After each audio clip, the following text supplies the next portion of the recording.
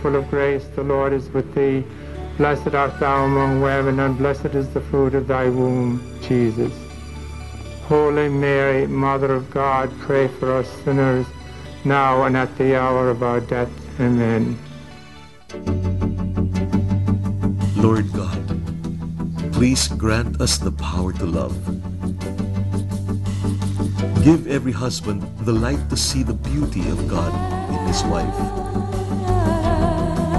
Give every wife the grace to see the love of God in her husband. Give all parents the wisdom to realize that the real treasure of their house is their children, and to love their children with all their hearts.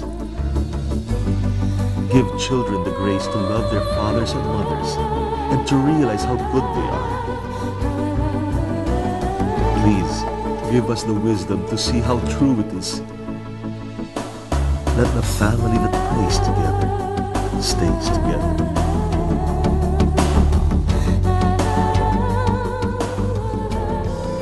Save the family. Pray the Rosary. This is Father Patrick Patron's Family Rosary Crusade, reaching out to you.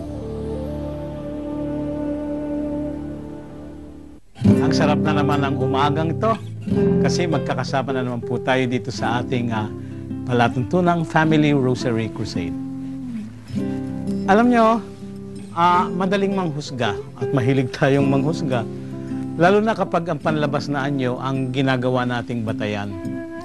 Pero ang hamon sa atin bilang mga anak ng Diyos ay tumagos sa panlabas na anyo at pasukin ang puso at pagkatao ng kapwa.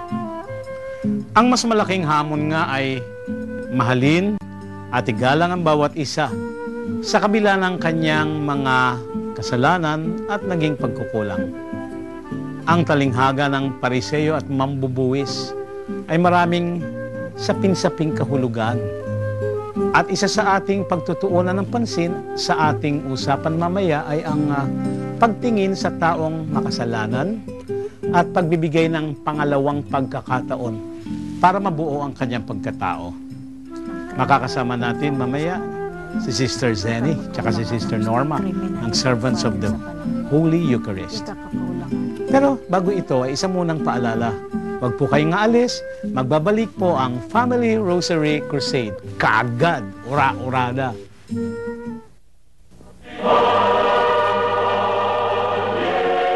I ask every family, please pray the Rosary.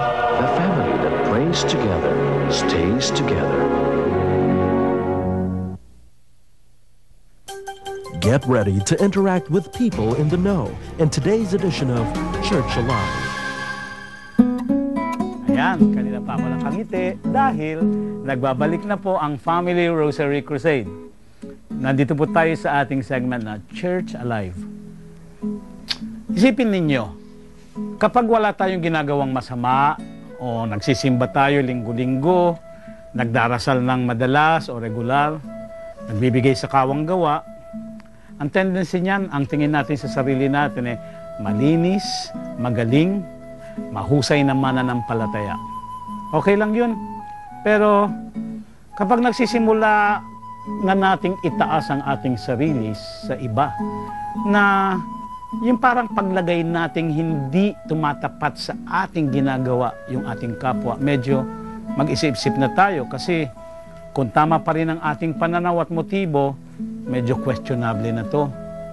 Ang talinghaga ng Pariseo at mambubuwis ay isang pagpapaalala sa atin na wala sa panlabas na anyo o ritual na ginagawa ang paghuhusga sa kabutihan ng isang tao. At wala rin sa atin ang makapaghuhusga kung sino ang mas matimbang sa mata ng Diyos. Kahit pa sa harap ng isang taong may mali o maraming pagkukulang. Pag-usapan natin ang talinghaga ng Pariseo at mambubuwis kasama ang dalawang madre ng Sisters of the Holy Eucharist, Servants of the Holy Eucharist. Si Sister Zenny Cabrera at si Sister Norma Gonzales na parehong nasa commission ba yan? Committee? Ministry. Ministry on Restorative Justice sa Archdiocese of Manila. Pati na sa ibang dioceses dito sa Ecclesiastical Province of Manila. So, Sister Norma, Sister Zenny, servant yun, ano? Hindi sisters. Father. Bigla akong nagkamali kanina. Isip ko lang. Okay lang. Oy, ang ganda nitong talinghaga na to, di ba? Yung Pariseo, sobrang bilib sa sarili niya, di ba? Tapos, ang baba naman tingin niya dun sa isa ring nagdarasal. Yung mambubuwis, di ba? So, anong take mo dito, Sister? Father, itong sitwasyon ng dalawa ay pwedeng makita sa isang tao o sa pangkaraniwang tao na katulad natin. Sa pang-araw-araw ay sa palagay ko ay itong mga taong to ay nakakasalimuha o nararamdaman natin at nararanasan din natin sa ating sarili. So, we meet them, you know? Yes, Father. Every day, baka nasa paligid natin, we're living in their midst, di ba? Yes, Father. Sister, ano yung mensahe na ipinapahatid ng talinghagang ito? Ano po para sa akin, ang mensahe ng talinghaga is yung titignan din natin kung ano yung ating mga pagkukulang. Hindi kaagad tayo nakaturo na siya magaling, ako magaling, siya hindi. So, ang mensahe po is yung makita natin sa sarili natin talaga. Ano ang magandang pagtulong sa ating kapwa. So, napakagandang talinghaga nito pero tumuon tayo sa aspeto ng pagbabagong loob, pagpapatawad at pagbabagong buhay. Kayo bilang nasa Ministry on Restorative Justice, ano kaya yung katangian nitong mambubuwis na ito na dapat makita rin? Father, dito po sa mambubuwis, nakita natin yung kababaang loob sa kanya Nakita niya kung ano ang kanyang pagkukulang, yung nagawa niya sa kanyang kapwa. Pero instead na siya ay magturo, ang itinuturo niya yung kanyang sarili. Paalala lang sa mga nanonood kasi sa kanilang kapanahunan, ang mga mambubuwis at sino mang nag-engage sa tax collection ay tinitingnan bilang masama, no? Public sinners, no? Parang criminal na, right away. Magnanakaw. Oo. Parang minsan, di ba, gano'n na, magnanakaw kagad yan. May mga ahensya ng gobyerno, pag sinabi yung pangalan ng ahensya, nasa isip ng tao, magnanakaw yun nandun. So, paano to, Sister? Father, kapag sinabing restorative justice sa ministry ng simbahan, nandoon yung kung sino yung tao, anong nagawa mong kasalanan. Pero sa aspeto ng pagpapatawad, ito'y pumapasok sa restorative justice. Nang isang taong makasalanan o may matinding kasalanan sa kanyang kapwa, ay may pagkakataon na bumalik sa kanyang tunay na sarili. Magkaroon siya ng paghuhugas ng kasalanan, pagbabagong loob.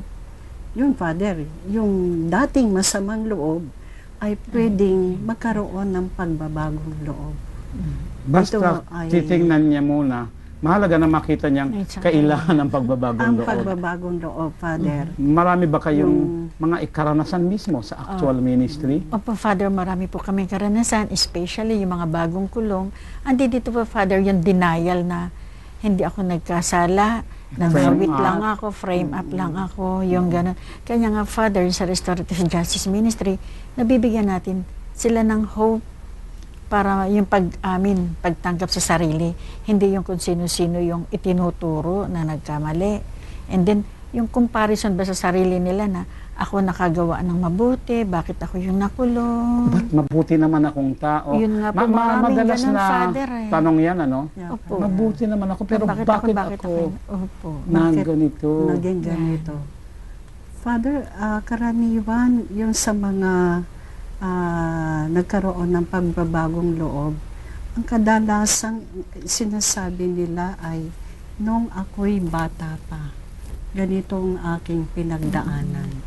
So sa mga narinig naming kwento, Father, malaki ang puntos na napupunta sa pamilya. kung ano ang pinagdaanan nila nung sila'y musmus pa o bata pa. So, yung pagpapalaki sa kanila, saka yung environment, Father, no? Loob ng pamilya, yung pagkakaroon nila ng ganitong magulang, at yung kapaligiran. Kung ano yung nakikita nila. Alam mo yung kapaligiran talaga Mala. Parang may cases na mismong magulang at mga kapatid nagtatanong, saan kami nagkamali? Father John. Okay naman tayo dito sa bahay. Pero ba't ka nagkaganyan? So, tutugon na yan yung paglabas ng bahay, sino kasama kasalimuha, niya? sino kasama. Nangyayari yun. Yun po talaga ang pinakakos ng kriminalidad, Father, sa panahon ngayon. Yung kakakulangan ng pagpansin ng pamilya sa anak.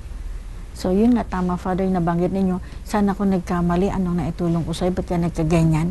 So, hindi po nakikita yung part ng nagtatanong, kagaya sa Pariseo at saka sa tax collector na binabanggit natin. Yung parang yung kawalan ng pag-angat yung kawalan sarili nila ng oras, no, ng panahon, Father, para sa mga anak nila. Kasi dito, nakikita namin, kahirapan, hindi problema, parang isang tao ay bumuti. Hindi problema ang kahirapan.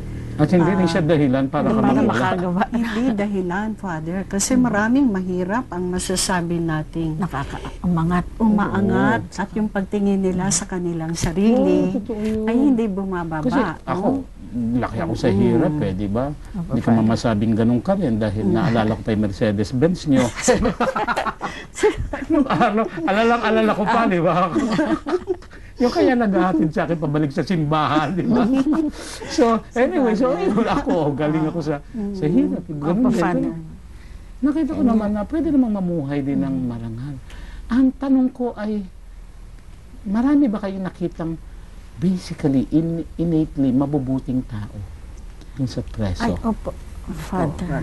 That's something na, yung sasabihin nga natin mas nakakatakot pa ngang kumilos o gumalaw sa labas kesa yung ikaw ay nandun na sa loob at alagang-alaga ka pa, Father, no?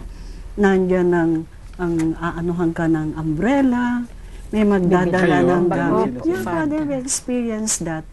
I think sa maraming volunteers na pumapasok at naglilingkod sa loob, marami ang magsasabi na may likas silang kabutihan. Na siguro, Father, sa pagdaan ng panahon, iyon ay lumulutang, lalo na kapag regular na pumupunta ka doon, nasusundan mo yung buhay nila, kung ano mga pangyayari, makikita mong meron silang mga kasaysayan, Father, at lumulutang yung kabutihan sa kanilang pagkatao. Siyempre, sa pagpasok niyo sa preso, itong huling tanong ko, kayo'y kilala, alam nila na kayo ay madre, dala niyo ang simbahan, di ba? So, gaano ba kahalaga sa pananampalatayang Katoliko ang pagbabagong loob, ang pagbabagong buhay? Kayong dalawa. So, mahalaga po talaga yung pagbabalik loob, yung pagkita. Kasi kung hindi po sila nakakapagbalik loob, andun pa rin behind of their back na wala silang kasalanan, walang pagsisisi. Pero pag naibalik sila sa kamalayan na ang tao is talagang mabuti, din na po natin nakikita yung spirit of charity, spirit of yung concern sa ibang kapwa nila. Kanya ngayon po nakikita namin na lately po sa hospital, tumutulong na rin silang maging church server. Opo. So, and then at the same time, nakikita nila yung pagkakamali nila, nababanggit nila na kung mabait sana ako nung araw, wala ako dito sa loob. Ganun po, Father.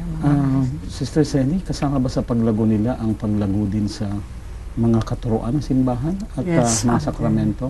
In fact, Father, sa ating katisismo, no, saka yung mga regular na pag-aaral, nagsisimula kami sa turo ng simbahan. Yung Catholic social teachings na ang ginawa pa nga ng Caritas ay, Father, nila tinranslate sa Tagalog at ginawa pa nga ni Bishop doon. Nagdilibot sa amin, kami mga volunteers, Father, mismo ang dapat na mauna mag-aral ng CST, no? Nangyayari yan, Father, in all dioceses na napupuntahan na namin. Dinadala namin to. Kasi ano naman na ituturo namin sa pagpasok namin, Father? Baon. Wala kaming baon. Walang pundasyon, ano? Yes, Father. Oo. So, ganun na nangyayari. So, siguro mahalaga bilang pagtatapos dito sa ating segment na ang makita natin ang ating buong kapakumbabaan natin makita kung sino tayo at matanggap ang katotohanan kailangan natin magbago at ang simbahan at ang Diyos hindi kailanman magsasawa na tayo ay tulungan. At doon sa marami nang nagawa at sobra-sobra sa kabutihan, Diyos na ang nakakakita niyan at hindi na kailangang ipagmagaling pa sa iba. So salamat po sa inyong dalawa at Sister Zenny, Sister Norma ng Servants of the Holy Eucharist at magbabalik po ang Family Rosary Crusade. Kagad-kagad po nandiyan uli ang mukha namin. No? So thank you, Sister. Napakalumanay ng mga madre ito. Parang Jacqueline.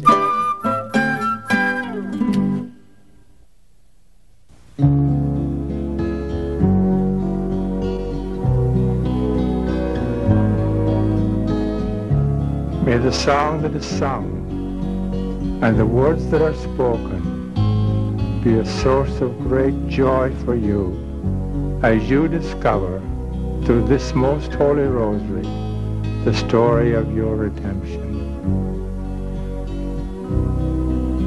The family that prays together stays together, growing together day by day. If we pray together, we stay together. Mary, our mother, teach us to pray.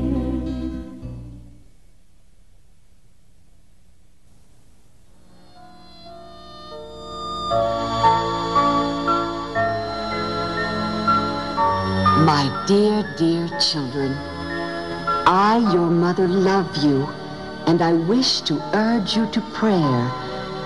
I am, dear children, tireless, and I call you even when you are far away from my heart. I feel pain for everyone who has gone astray. I beg you, surrender yourself completely to God and live the messages I am giving you.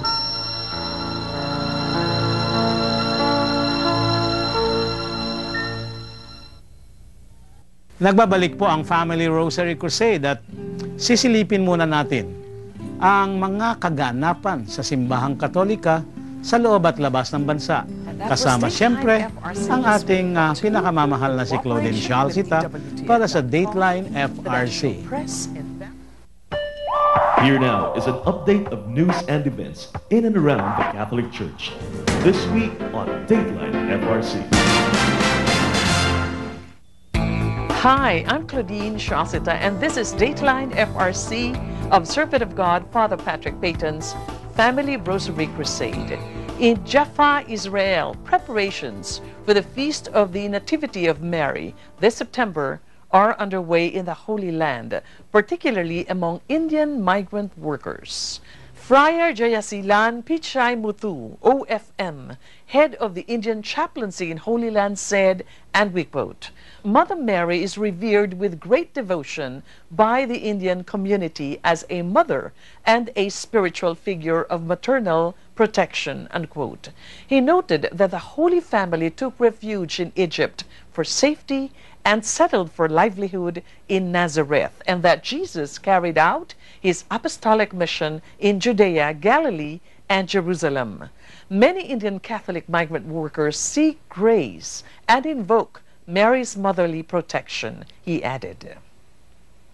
The Feast of the Nativity of Mother Mary falls on a Sunday, September 8, which is a working day in Israel. Therefore, the feast is being celebrated this year the previous day, which is a weekend holiday. According to Friar Pichai Muthu, the September 7 celebration is expected to draw more than 3,000 migrant workers and pilgrims to Jaffa, Israel. Catholics from coastal part of western India popularly call the feast day Monty Fest, a time to celebrate the harvest with family and thank God for the fruits of the crops. The friar explained that the Marian feast day is particularly important in the Indian context because of its relation to other faiths. Members of other religions, including Hindus and Muslims, regard Marian devotions in esteem, he said. Thousands of devotees, both Catholics and non-Catholics, flock every week to the Marian apparition site at Velankani near Chennai in South India, and other shrines that have recorded various miracles, he pointed out. In Minneapolis, Minnesota, also in the United States, devotees of the English writer and Catholic apologist G.K. Chesterton rejoiced at the news that a Catholic bishop in England is seeking to open an investigation into whether Chesterton should be declared a saint. Dale Ahlquist, president of the American Chesterton Society, told CNA, and we quote, "A lot of people have been hoping for this for a long time. Chesterton has a huge devotion to him around the world, particularly here in America. There are people who have long believed that he is someone who should be raised to the altars and have already privately started asking for his intercession," unquote. Ahlquist made the announcement on August 1 during the American Chesterton Society National Conference at Assumption College in Massachusetts, citing Martin Thompson, head of an English Chesterton group. Thompson said that Bishop Peter Doyle of Northampton is sympathetic to those who desire to see Chesterton canonized and is seeking a suitable cleric to begin an investigation into the potential for opening a cause for Chesterton. Chesterton lived from 1874 to 1936. Under the influence of his wife, Frances, he became a devout Anglican Christian. He later converted to Catholicism in 1922. Ahlquist said Chesterton was an articulate defender of the Catholic faith and very prophetic. Pope Francis was also a member of an honorary committee of a conference for the Argentine Chesterton Society and celebrated a mass for the conference. He owns several books by Chesterton. Any investigation for sainthood can take many years, and not all causes succeed. A Vatican investigation and 2 recognized miracles attributed to the candidate's intercession are necessary for the candidate to be declared a saint.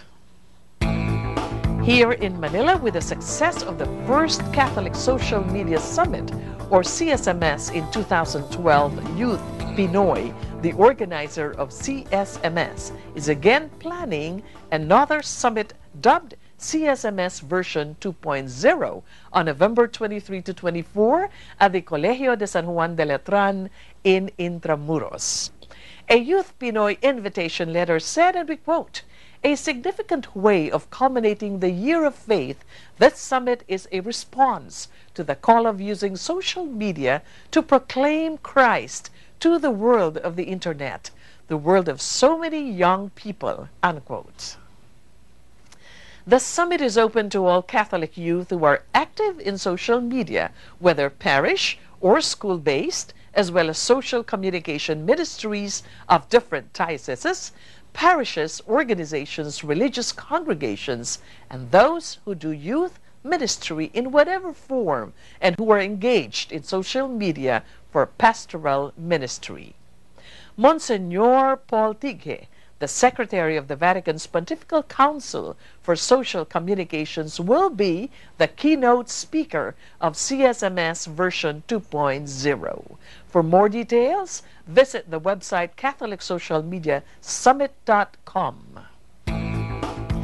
And that was Dateline FRC this week, brought to you in cooperation with EWTN.com, the national press, and various news sources here and abroad. For Family Rosary Crusade of the Servant of God, Father Patrick Peyton, I'm Claudine Chancita, reminding you that a family that prays together stays together, and a world at prayer is a world at peace.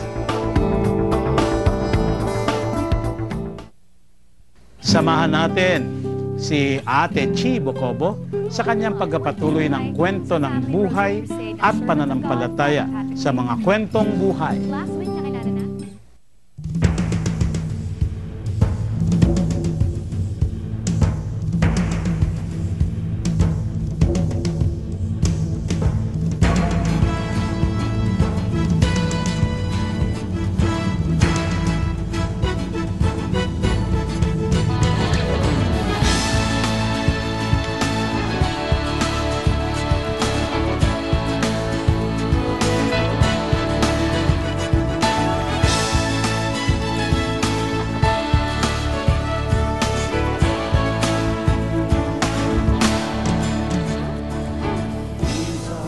Magandang araw. Ako si Cez Datu at kayo nanonood ng mga kwentong buhay dito lamang sa Family Rosary Crusade ng Servant of God na si Father Patrick Peyton. Last week, nakilala natin si Beth Coral, isang matalino at masipag na babae na sinuwerte sa hanap buhay hanggang siya'y masangkot sa illegal recruitment. Sundan natin ang mga pangyayari nang siya'y mabilanggo. Beth was 40 years old in 1990 when she began serving her life sentence at the Correctional Institute for Women in Mandaluyong. Matapos lamang ang isang taon sa bilangguan, ay agad siyang napasali sa iba't ibang religious fellowship programs. 1991, nag-resolve na ako na bakit kaya nangyari ang ganito. So, uma-attend ako ng mga fellowships, mga non-Catholic, Catholic, lahat na inatenan ko. Until finally, yung Catholic Women's League, tinanong ko, sabi ko, bakit ka akong husband ko, hindi nagko-communion pag nagsisimba kami? Ang sabi raw ng biyenan ko, na nung nabubuhay pa, na hindi raw dapat mangumunyon dahil kasalanan mortal. Bakit? Sabi ko naman, kasi hindi tayo kasal sa simbahan. So, yun ang naging that paved the way na magkaroon ng mass wedding doon. First, na nagkaroon ng mass wedding. Habang nakakulong, ay namulat ang mga mata ni Beth sa sitwasyon ng kapwa niya preso. At nakita ko doon ang karamihan, mga naging biktima lang din ng poverty, and then victims of circumstances na because of wala, as in walang pera, ay hindi nila nailaban ang mga kaso nila. Pagkatapos yung hirap ng mabuhay sa loob, away from loved ones, and then naasan ako sa infirmary, taking care of the sick. And then isa pa rin yung significant sa buhay ko na nakakapag-alaga ako sa ibang tao na hindi ko kilala, ang babaho, dumi, ganun. Tapos ang sarili kong mga magulang hindi ko man naalagaan. Kaya sabi ko, Lord, if this is your way of bringing me closer to you, just give me the strength. Wala naman akong idea or background ng pagiging nurse or medical person. Doon siya naniwala na sa Diyos lamang nakasalalay ang tunay na paghuhusga sa tao. Ang naging patakaran ko noon ay nung narinig ko sa isang preacher na sabi niya, Sister Beth, if you were handed down by the judge sa korte mo for life imprisonment, judgment lang yan ng tao. But then you have to be concerned of the judgment of God. So, wag mong alalahanin yan. Because the Lord has His purpose on you. Yun, inano niya yung Romans 8:28, and everything that God does for me was for my good, especially that I have learned to love and obey Him in accordance to His will. Malaking bagay ang pagiging magkaibigan ni Beth at ni Babe Zambrano sa loob ng pilitan. She's one person na yung sa unang tingin mo pa lang parang antipati ka, lalo na pagka nakalanghap ng usok ng sigarilyo. Yung aming visiting area nun ay very congested na kasi ang daming mga residents na. So, may bisita siya, may bisita rin ako, family ko. Naninigarilyo pa rin asawa ko nun kasi hindi pa rin converted asawa ko. And then mga brothers and cousins ko, naninigarilyo. Isa lang ang lugar namin. Maliliit pa yung mga anak ko. Sabi niya, ba ito? Ganun ang ganun. Usok naman. Tapos ang sama ng tingin niya. Kaya sabi ko, magpatayo ka ng sarili mong institusyon. Sabi, magpatayo ka ng sarili mong correction lang kung ayaw mo ng usok. Ganun pa ako kataray nun, no? Yun. So, yun ang first namin. Until nagkaroon ng, siguro pamamaraan talaga ni Lord, I'm sure na pamamaraan ng Holy Spirit yun, naging close kami. So, nagtatag ng, yung Light of Jesus. Kasi when she came, panay ang bisita sa kanya ng mga taga Light of Jesus community. Sabi namin, isa na ako. Hanggang kaya kaya katagal ang mga bisita nito. Siguro umpisa lang yan.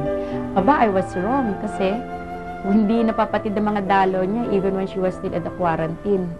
Kung inyong matatandaan, ay lumabas na rin si Babes sa kwentong buhay. Nang unang makalaya si Babes, ay siya ang tumayong pangalawang ina ng 2 anak ni Beth. Nagkaproblema man ang mga anak ni Beth habang siya'y nakakulong, ay gumawa ng paraan si Babes para matulungan ang mga ito. Ang problema ko lang nun ay nabarkada yung si Pangga nung lumabas doon sa care ng mga sisters sa convent. To the extent na naging na sa pag-aaral hanggang sa, ayun, she has to go with this guy na, ayun, yung napangasawa niyang ayun. Tapos yung pangalawa naman, nagkaroon din ng problema dahil masyadong barkadista. Kaya she has to stop for 1 year. And then, through Mommy Babes, naka-avail ng scholarship sa Taga Light of Jesus community. Samantala, naging very loyal and faithful naman ang asawa ni Beth na si Moises hanggang sa mamatay kamakailan lamang. Kinonsil niya na meron siyang heart ailment at saka diabetic siya pala. And during one of his tours or travel sa Davao, na-atake na pala siya doon, hindi ko alam.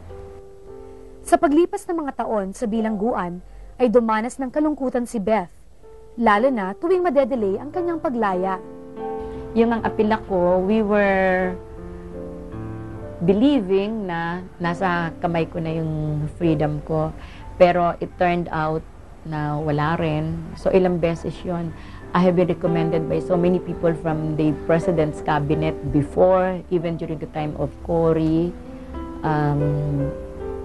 si FVR, and then eto kay GMA. So 3 times, na first time, nawala, namatay yung justice na mag-hand down ng decision na for acquittal. Pagkatapos sabi ko, sige, kung talagang siguro Lord, hindi pa ako ganap in accordance to your will. On February 2006, Beth Corral was finally freed from prison. Natuklasan niyang hindi na madaling mamuhay sa labas ng bilangguan. Ngayon ko nararamdaman na talaga mahirap kasi wala nang trabaho, and then God's provision na pasalamat din ako sa Diyos dahil yung pag-aaral ng anak ko hanggang ngayon ay ina-accommodate pa rin ng Taga Light of Jesus community. Pati yung si Brother Bo Sanchez, yung kanyang allowance monthly, talagang pinaprovide nila. Sa ngayon, ay iisa ang kanyang planong gawin. Primary goal ko ngayon ay to land a job, unemployment despite of my age, and to continually serve the Lord. Kagaya ngayon, ang ministry ko ay prison pa rin, together with Mommy Babes. Meron din isang bagay siyang pinagsisisihan. Yung hindi agad ako nagkaroon ng conversion. Ngunit higit sa lahat, iisa lamang ang pinagkukunan niya ng lakas. Yung sa pagdadasal, nandun ang mga messages lagi ni Lord na I just have to hang on, that He loved me, and His purpose in putting me in a place na hindi ko sukat akalain, ay that's one way of getting me out from the abyss of sin, yung ganon. And then, lalo na sa pagro-rosary, yung bang, every time na sinasabi ko, Hail Mary, kumbaga, lalo na pagka nag-iisa lang ako, Hail Mary, full of grace.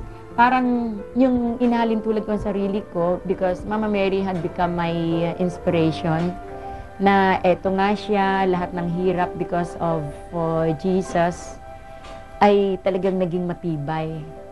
Siya ang naging pillar ko actually si Mama Mary bilang kabaro ko, na kahit na anong hirap ang dinaanan at sakit ng loob, napagtagumpayan niya because she was chosen. Kasi sabi ko, chosen din ako, Lord, di ba? Kung bakit mo ako dinala sa kulungan, it's because you love me. Ang mother ko rin, madasalin din siya. Tapos, nakikita ko na lang siya at saka usually nagpapagawa siya sa akin ng dasal para sa mga patay na Latin. Hindi rin naman namin maintindihan pareho.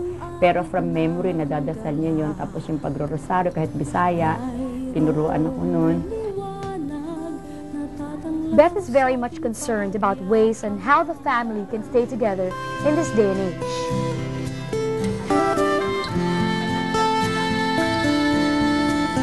I'll see you next week for another episode of Mga Kwentong Buhay. For Family Rosary Crusade of the Servant of God, Father Patrick Peyton, I'm Seth Dapper.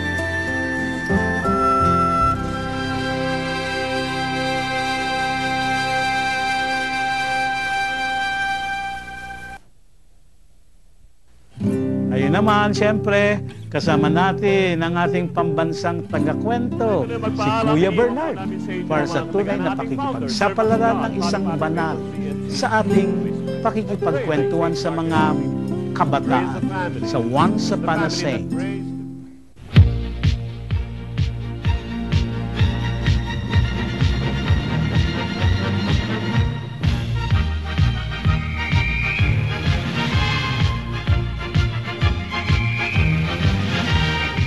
No need to wait, kids. You need not switch channels. Sit back, relax, and join Kuya Bernard in this week's edition of Once Upon a Saint. All right! Hi and mabuhay! Magandang umaga po sa inyo mga kaibigan. Kami po'y tuloy-tuloy na sa inyong mga tahanan at samahan nyo kami sa ating masaya at puno ng inspirasyong palatuntunang Once Upon a Saint! Yay! Ito lamang po ang tanging palatuntunan sa telebisyon kung saan nalalaman natin ang totoong buhay at pakikipagsapalaran ng mga tunay na superheroes. At sila'y walang iba kung hindi ang mga banal. Yay!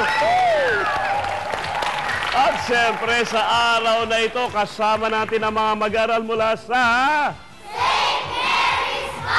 St. Mary's College na ating matatagpuan sa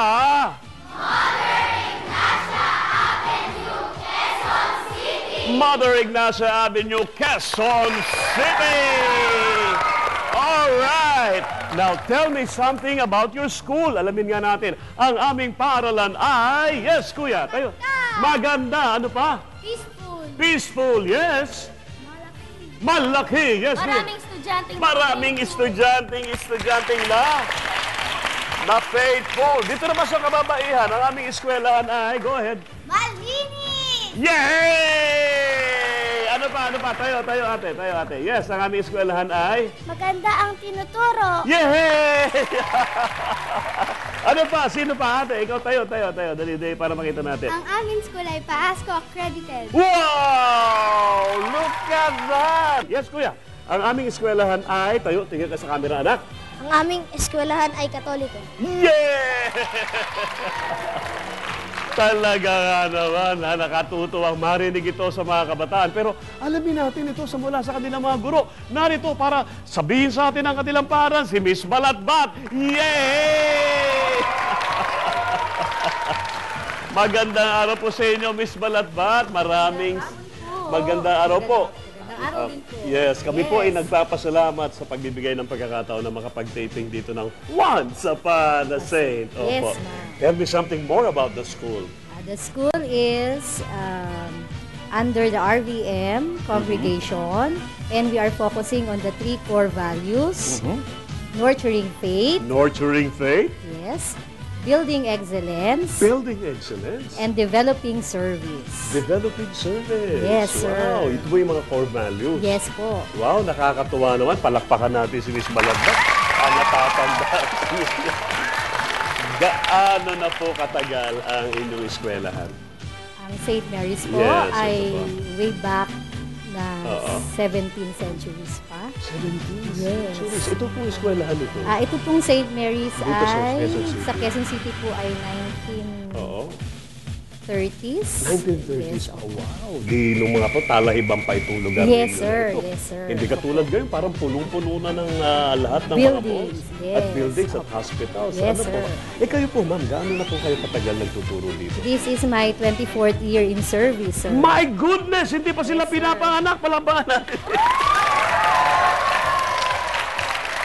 24 years, Panginoon ko, mabagin. Bibigyan na kayo ng, ano ba ito? Ng tawag ng sising. The 25th. Ano po ang tinuturo ninyo at anong gawain niyo dito? I'm right now the Pupil Activity Coordinator of the Pupil Grade School Department. Activity Coordinator. Yes, sir. Ano pong ginagawa niyo? I am in charge in the extracurricular and co-curricular activities of the pupils. Yes. I usually do the arrangement of their activities such as educational field trips. Yes, sir. Pero mahirap po yung mga field trips na yes, yan. sir. Kung minsan, Opo. kailangan pumirpan pa ng waiver. Yes, sir. There is a permission slip given to the parents. Opo, If they are allowing the children to join. Yes, opo. Saan niyo po naman sila dinadala? Ito mga Iba-iba pong lugar. Like sa grade 5 level po, we had our field trip in Sucubia, in Bulacan, Saan po yun? Pampanga. Ano po yung meron doon sa lugar? Marami po yun. There are animal interactions. They play with the animals. Yes. They learn how to feed animals, farm animals. Farm animals. Yes, sir. Yes. Hindi ito yung mga nasa internet animals. Hindi po, sir. Live animals po. Yes, they learn how to feed goats. Okay. Yes. Hindi kasama dun sa Carabaos. Hindi gano'n. Wala, nakakatuwa po ha. Pero ma'am, ano po yung ano nyo? Ano yung mga challenges ninyo sa pagtuturo sa mga bata na ito?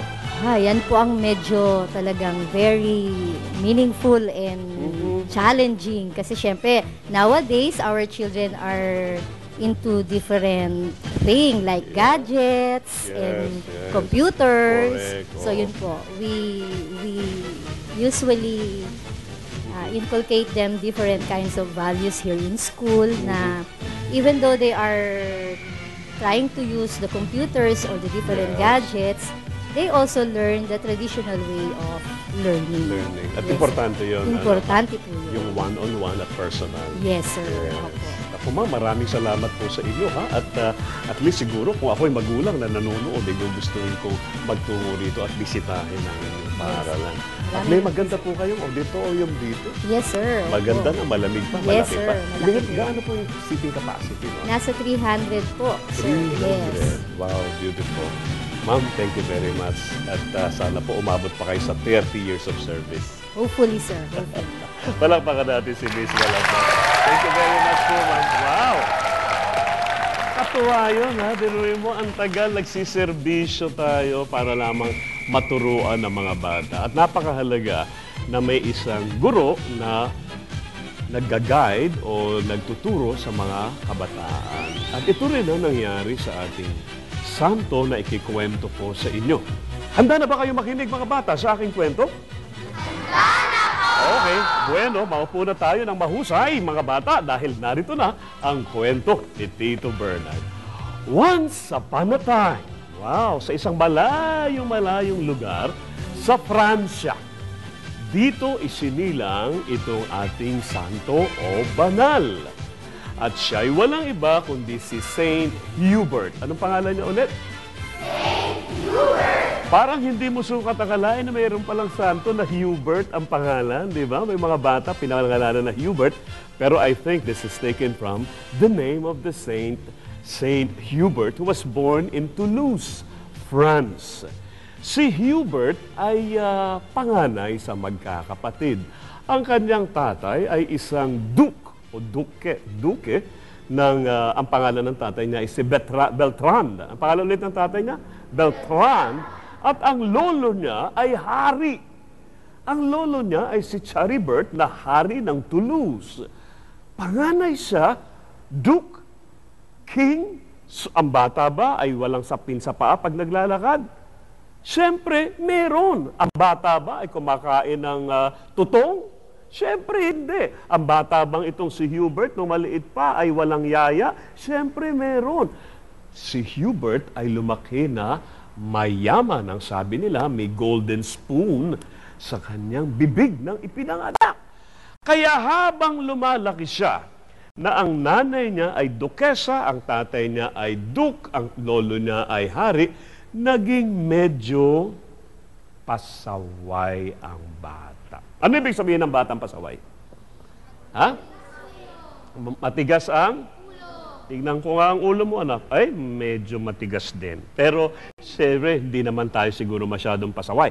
Si Hubert, lumalaki na pagka susubuan ng pagkain, tumatakbo.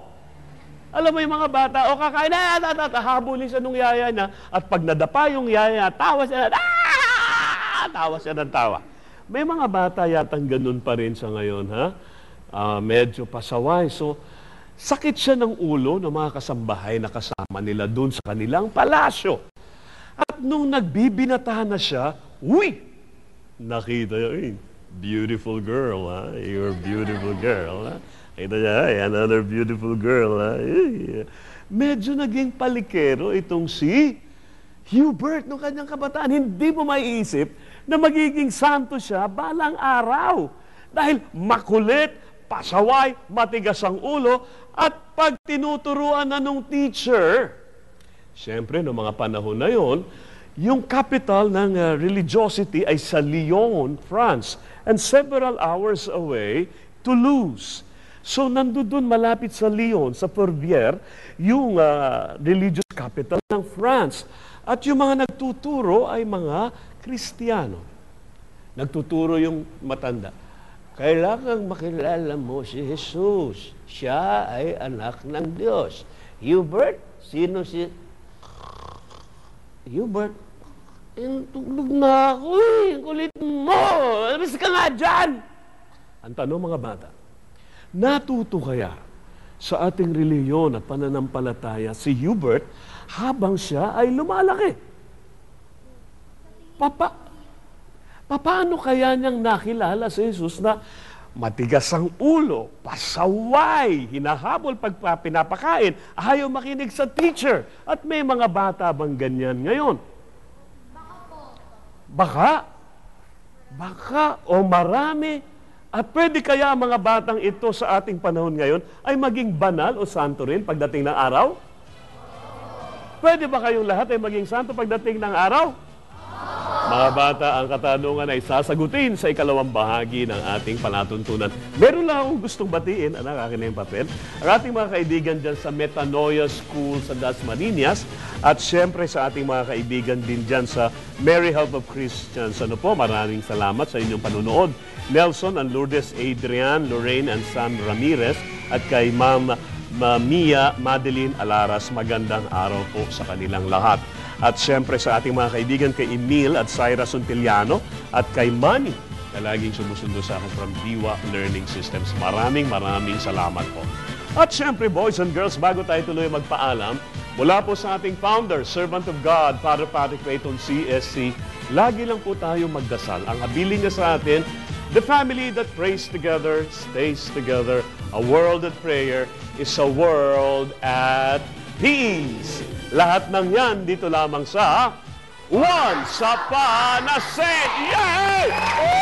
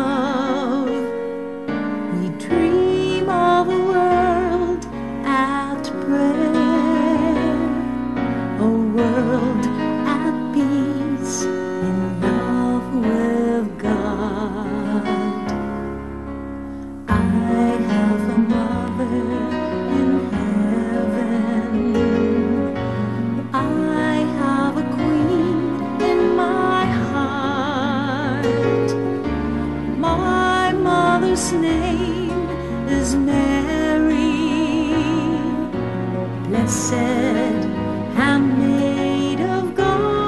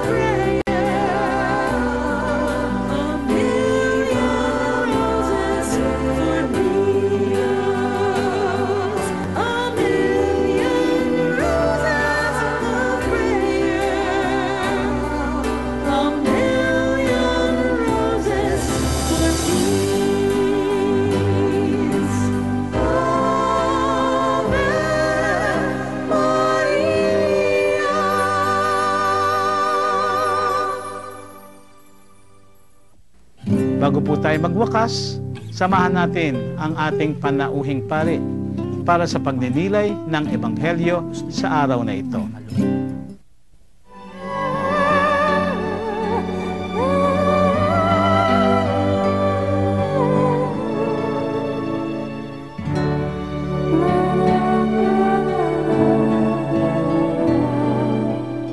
It's now time to reflect on this week's Sunday Gospel. Muli po, isang magandang araw sa inyong lahat. At narito na naman tayo. Si Father Joel Buenviaje po ng Diocese of Novaliches na kasama ninyo para magnilay sa linggong ito. Alam po ninyo sa Ebanghelyo ngayong araw na ito nakatutuwa sapagkat tinuturuan tayo ng Panginoon kung paano maging mababang loob. Ito ang isang karakter daw o virtue nating mga Katoliko na nakakalimutan na natin. Bakit? Dahil sa panahon ngayon, ang sabi nila kung hindi ka assertive, kung hindi ka marunong magyabang, kung hindi ka marunong magpasiklab, ikaw ay parang baliwala. Sa panahon ngayon, ang usong-uso, kinakailangan, ikaw yung magaling, ikaw yung magarbo, ikaw yung mahusay. Kung kaya nga kung mapapansin ninyo, sa karamihan ng ating mga kabataan ngayon, tinuturuan sila kung paano maging at the top of everything. Marami nga po ngayon sa media, sa politika, sa pribadong sektor, ang hinahanap nila parati yung pinakamagaling. Alam po ninyo, sa ating simbahan, hindi hinahanap ng Panginoon kung sino ang magaling. Ang hinahanap ng Panginoon ay yung marunong sumunod. At tanging ang taong mabababa ang loob ang may kakayanang sumunod. Minsan, makikita natin ang ating mga sarili kapag merong isang taong mas mababa sa atin ang nagpapasunod sa atin, sasabihin natin, ba't ko siya susundin? Graduate ba siya ng college? May MA ba siya? Mahusay ba siya? Ano ba ang posisyon ng kanyang buhay? Magkano ba ang laman ng kanyang bangko para sundin ko siya? Minsan, ito yung ginagamit nating panuntunan. Pero ang hamon sa atin ngayon ng ating Panginoon ay ito. Matuto tayong maging mababang loob. Sa Ebanghelyo, nakita natin na ang tao daw na nagmamayabang, naghahanap parati ng posisyon. Pero ang taong mabababa, hinahanap yung lugar na hindi sila mapapansin.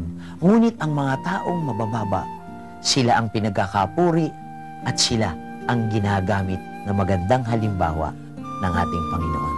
Marami sa atin ang mga ordinaryong tao na nandyan lamang. Alam niyo, minsan nakakita po ako ng isang mayaman na papasok sa isang pintuan ng isang gated village. Tinanong siya ng guard.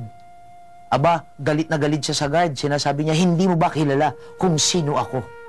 Eh sabi nung guard, kaya ko po kayo tinatanong dahil hindi ko nga po kayo kilala. Ang problema sa atin minsan, gusto natin kaagad kilalanin tayo ng ibang tao.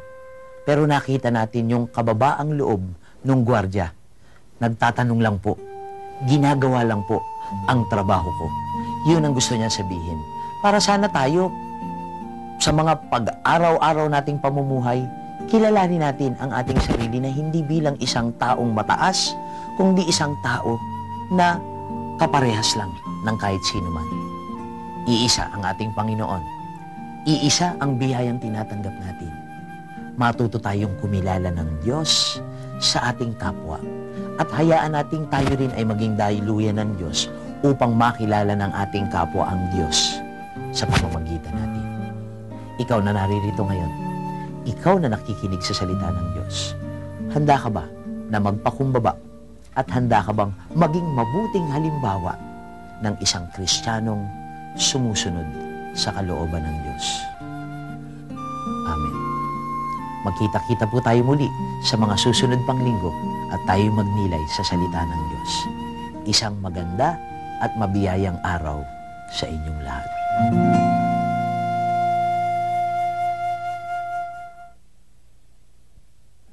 Sa pagtatapos ng ating palatuntunan, pagnilayan natin yung ating mga naibahagi kanina. Madaling maghusga. Wow, napakadali. At mahirap mahusgahan. Napakahirap. Lalo ko ang batayan ay ang panlabas na anyo lamang. Kaya ang laging hamon sa tao ay tingnan ang puso at timbangin ang pagkatao. Kahit pa ang taong tinutukoy ay makasalanan, maraming pagkukulang, o naliligaw ng landas. Dahil sa loob lamang ng puso ng tao nananahan ang tunay niyang layunin at sa kanyang pagkatao, masasalamin ang halaga ng pagbabagong loob at pagtutuwid ng buhay. At ang mas mahirap na hamon sa atin bilang mga binyagan ay ang matutong magmahal maging sino paman ang kapwa at magpatawad maging ano paman ang pagkakamali. Dahil sa harap ng Diyos, ang lahat ay may pagkakataong makamtan muli ang biyaya ng kanyang pagmamahal at ang biyaya ng kanyang pagpapatawad. At kasabay nito, alalahanin natin ang bilin ng ating founder, servant of God, Father Patrick Peyton. All together now, the family that prays together stays together. A world at prayer is a world at peace. Ito po ang inyong lingkod, si Father Eric Santos. Hanggang sa susunod na linggo. Pero bago ako magpaalam, atin munang siyempreng aanyayahan ang ating mga kaibigan na sumama sa aming pilgrimage ni Father Alan Samonte. Pupunta po tayo sa Holy Land, sa Jordan din, Israel, Jordan. Tapos dadaanan na natin ang Dubai at saka Abu Dhabi. Makikita ninyo ang mga lugar na pinaghimalaan ng ating Panginoon, kung saan siya pinanganak, kung saan siya lumakad, kung saan siya gumawa ng mga himala, kung saan siya nangaral, at marami pang iba. Sama na kayo, tawagan lamang ang mga numerong nasa ilalim ng ating screen. O ngayon naman, pagdasal natin ang ating mga kapatid na may sakit. Ama naming mapagmahal, kami nagpapasalamat dahil hindi mo binibigo ang aming mga panalangin. Ngayon ay muli kaming naninikluhod sa iyo. Hipuin mo ang mga kapatid naming may sakit. Gawaran sila ng kagalingang kanilang hinihiling.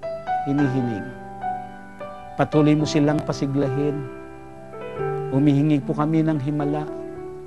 Patuloy mo silang hipuin. Touch them, heal them, bless them. Touch them, heal them, bless them. Touch them, heal them, bless them. At sa inyong lahat naman ay aming iginagawad din ang natatanging pagbabasbas. The Lord bless you and keep you. The Lord let His face shine upon you and be gracious to you. The Lord look upon you kindly and give you peace. May the Lord bless you. In the name of the Father, and of the Son, and of the Holy Spirit. Amen. Naalala kong bigla yung Manila City Jail. Dati ang dami naming kamag-anak